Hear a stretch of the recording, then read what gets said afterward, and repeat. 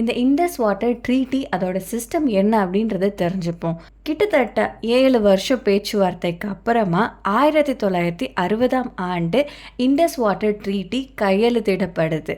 பாகிஸ்தானுக்கும் இந்தியாவுக்கும் நடுவில் நடந்த இந்த இண்டஸ் வாட்டர் ட்ரீட்டியில் அத்தாட்சியாக இருந்தவங்க வேர்ல்டு பேங்க்.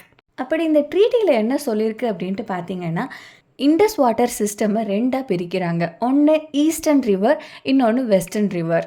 இந்த ஈஸ்டர்ன் ரிவர்ஸில் பார்த்தீங்கன்னா ரவி, சுட்லஜ், பீஸ். வெஸ்டர்ன் ரிவரில் இண்டஸ், ஜலம், செனாப்.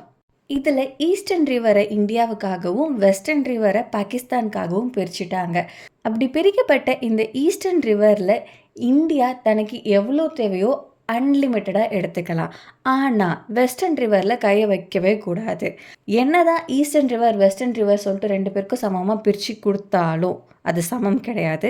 அதை தாண்டி ஈஸ்டர்ன் ரிவரில் இந்தியா போக அப்படின்ட்டு போகுது இல்லையா, அந்த இந்தியா போக மிச்சம் பாகிஸ்தானுக்கு போயிட்டுருக்கு.